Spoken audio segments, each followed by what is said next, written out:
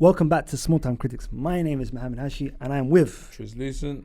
the one and only. And as you can see from the thumbnail, we are talking about Ballerina. It's got some long antiquated name. It's called like from the world of John Wick, the Ballerina. Ballerina, which is ridiculous. The film is just called Ballerina, right? I guess when you go to the cinema, you don't say, "Can I please get one ticket to you from the world of John Wick?" You know what I'm saying? You know, I mean, Ballerina. Ballerina. Yeah, directed by Len Wiseman, and depending on reports, that's kind of debatable because of, all the reshoots that happen and blah blah blah. But before we get into it, please like, comment, subscribe. Tell us what you're thinking. Tell us what you're feeling.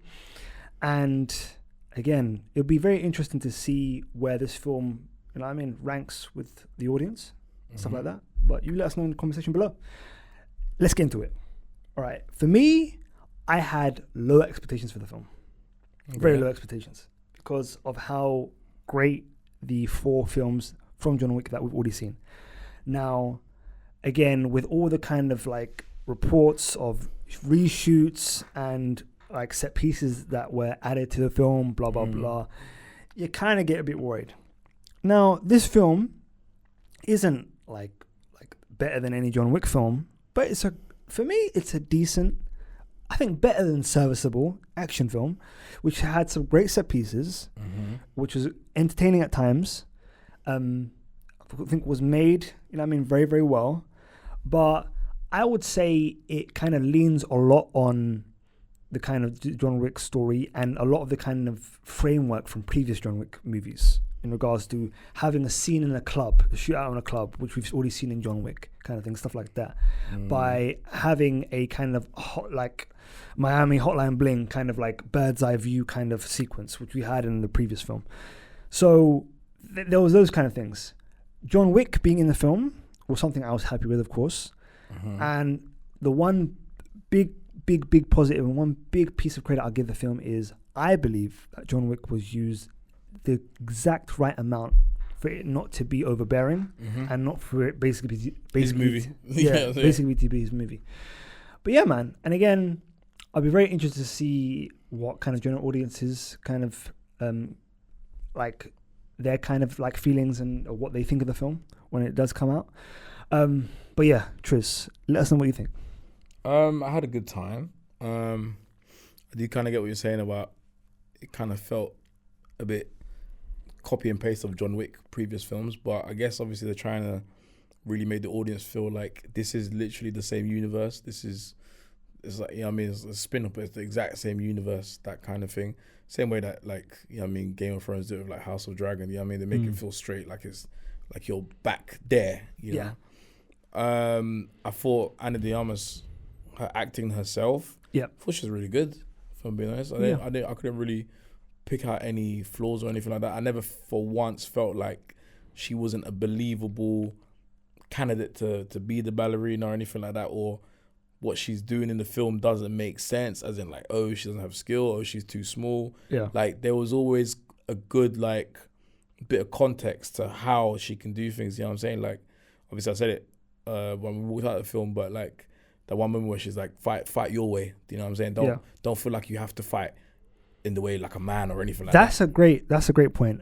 So I would say let's get into spoilers, because that's a very, very important part of the film, because that basically sets the kind of tone for the rest of the film. That kind of scene where she is told, and I think it's very, very good in regards to kind of the realism of the world, that women are like most of the time smaller than men, especially like in build and stuff like that, and in the world of kind of like assassins, all that kind of stuff.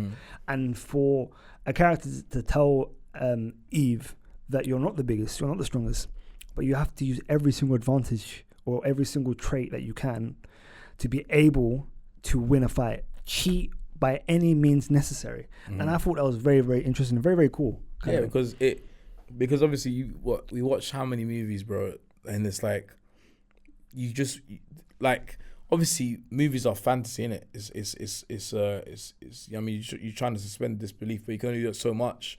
You know what I'm saying? And sometimes you watch, like, I think the most recent Captain America: Brave New World, you've got this girl that's like 5 foot. You know what I'm saying? She's 4'11" probably. 4'11", bro. And then, you know what I'm saying, she's beating up guys that are like 350 pounds. Yeah, you know what I'm literally saying? thrown in the air. It doesn't make any sense. You know what I mean? These got brothers of my size, bro, and 3 times my height. You know, it doesn't make sense. It's not realistic. Yeah. Which is fair enough. It's a superhero movie, right? Yeah. But at the end of the day, we're all critics in some way, shape, or form. We're gonna draw. You're gonna look at and be like, well, that doesn't make any damn sense. You know what I'm saying, for the story. Yeah. So, but this just made perfect sense.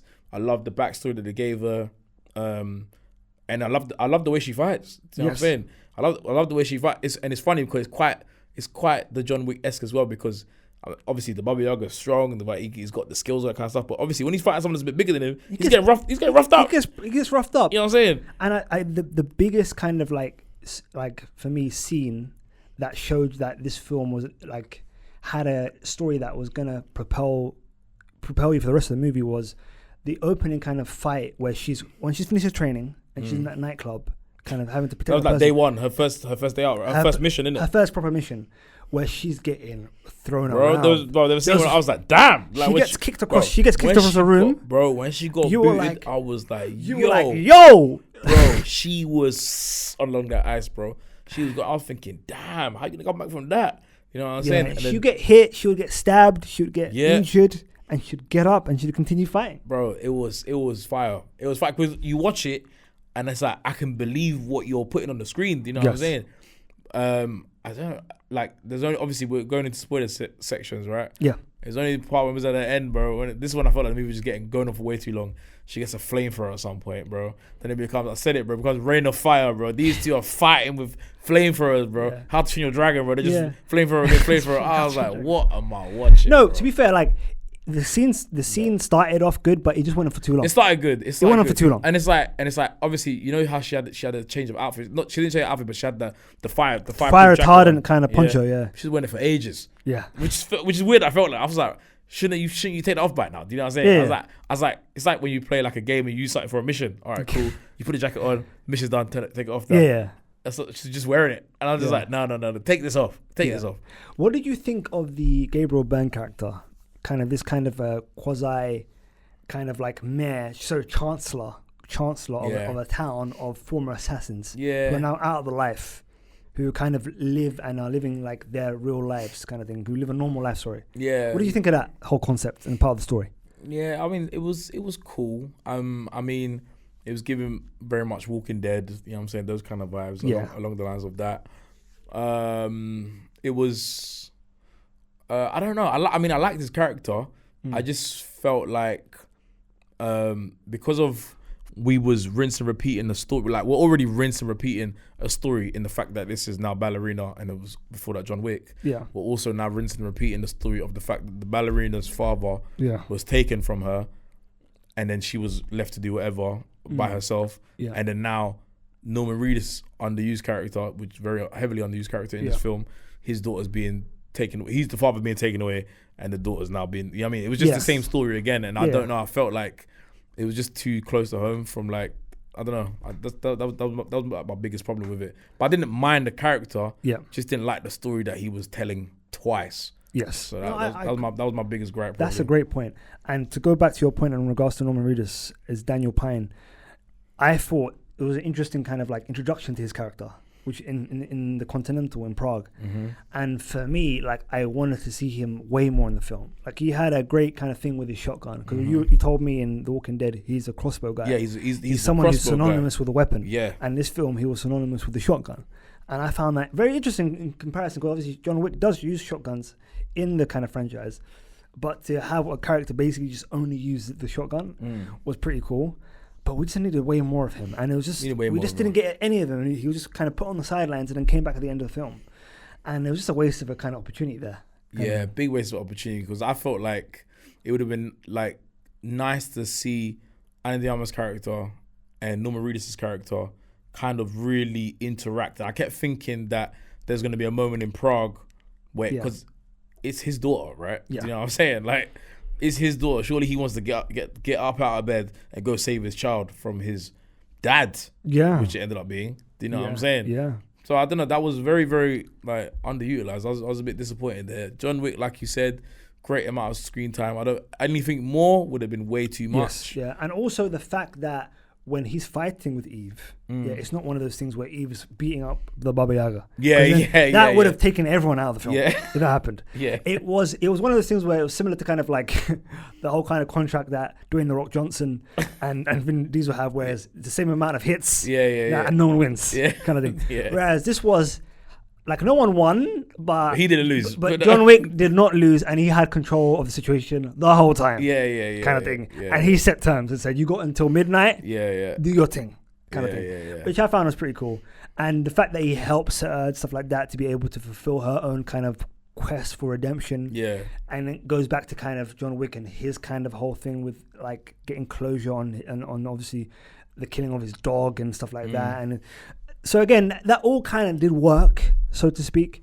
But for me, what did not work was Ana de Armas's Eve character basically being reunited with her sister, but them being alive for such a like literally less than 5 minutes, and that was ridiculous. That came out of nowhere. That was a curveball out of nowhere, and that was just stupid. Yes, that was so dumb. Yeah, because like. Obviously we all heard it like, oh, your sister was taken away from us, blah, blah, and your mother was taken away from us, blah blah blah, blah.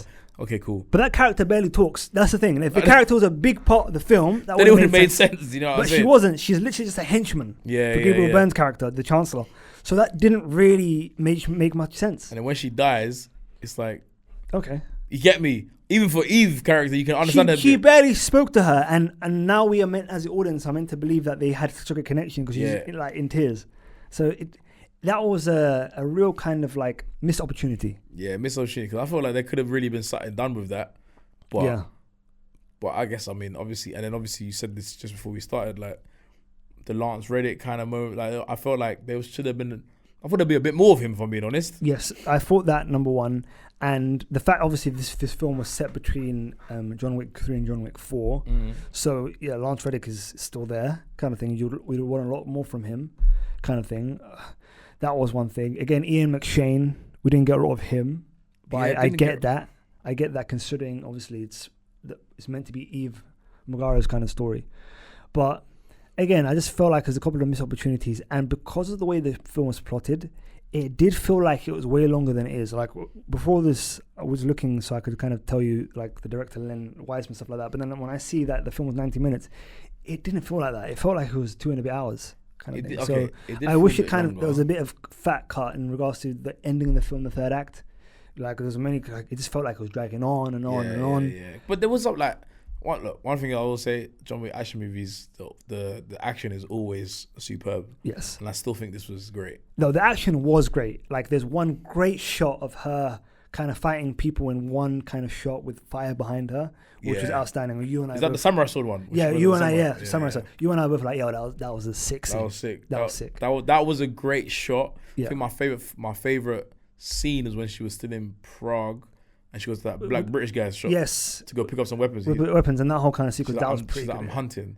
He's like, okay, how big will your hunt be? Or something like that. Yeah. And he's like, this gun, whatever it is, can take a bear's head off. You know what I'm saying? Something like that. Yeah. And then obviously, but then the action scene kind of unfolds, and I love that moment where I think she had like a grenade. She didn't have any guns, so she just literally had loads of grenades. She was just fighting. No guns, straight grenades. Grenades. But she gets the grenade and stuffs it in this guy's mouth. And there's like a massive door that's like whatever, sort of high metallic, and she just pushes it, and then boom, the whole thing explodes. It was mad. But then she did the exact same thing with the metal table, which I don't know how I felt about that one. That one felt a bit more like a bit supernatural to me. Yeah, it was ridiculous. But I allowed them for one. They can have one. You know what I'm saying? Exactly. They get one. So I had a good time. For me, the only action set piece that did not work for me was in a cafe.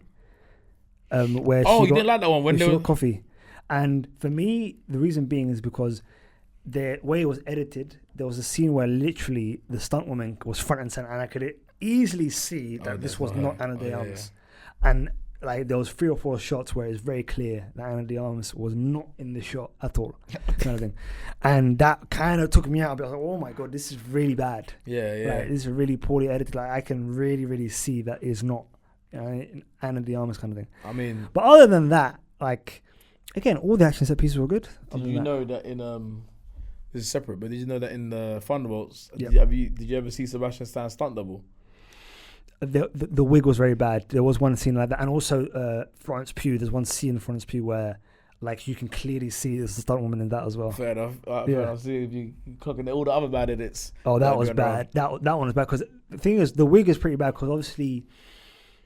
Do you know the guy? He's actually wearing a helmet and then he's got a wig of Sebastian Stan's head on top of it. Yeah. It looked crazy. But yeah, that's some bad editing. Yeah. I can't get my words up, but bad editing there. Again, continuity is a very important thing. Even like just talk about Thunderbolts, like in the kind of end credits, Sebastian Stan's like got this crazy wig on because like, and the reason being because he shaved his head for a role that he was filming at the time, kind of thing. I didn't clock that. Yeah, so it looked crazy in the film. But yeah, this film, I think generally I enjoyed it. It's not. I'm not gonna like. It's not something that where I would say you have to kind of see this immediately, kind of thing. But it's a good time in the movies. Yeah, good time in the movies. Great set pieces. I'll be interested to see if kind of Ana de Armas in kind of more kind of roles like this, and as her kind of quote unquote franchise begins and continues to see where the Ballerina goes from here. Yeah, literally. We'll see. Yeah, it's more. I guess we'll see more what the proper true like John Wick fans have to say. Obviously, we've got people that love to go watch action movies, whatever. We got our thoughts, but the real John Wick core fan base. You know what I mean? Shout out my boy Terry Austin. Yeah, you know what I'm saying? One of the best John Wick cosplayers in the game. Oh, shout out Terry. You know what I'm saying? So we'll see. If he likes it, then we'll know. Yeah, exactly. But yeah, definitely. I think just to end, definitely it met expectations for sure. Because I've had very low expectations, and it landed the plane, so to speak, for sure for me. But yeah, man. Any other thoughts? I'll give you my score. Yeah, go ahead. 7 out of 10. 7 out of 10. Fair play. For me, I was kind of debating between 6.5 and 7. But I think because of the fact that I enjoyed myself, and if someone asked me, would I go to cinema to watch it, I would have went to cinema to watch it if that was the film that I was going to get. So yeah, I'll give it 7 as well. I think you gave Mission Impossible 6.5.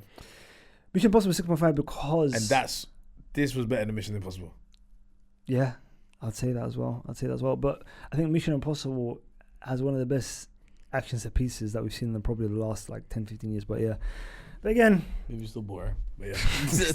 Look at you killing that film in this review as well. Hilarious. But yeah, guys, let us know what you think about the Ballerina and where this ranks for you in regards to kind of John Wick and action films in general. Was this a great revenge kind of thriller? Because for me, revenge thrillers are one of my favorite kind of subgenres. So let us know what you think about that. Yeah, so please like, comment, subscribe, hit that bell notification so you know when episodes are coming out. And we will, of course, see you in the next one. Peace.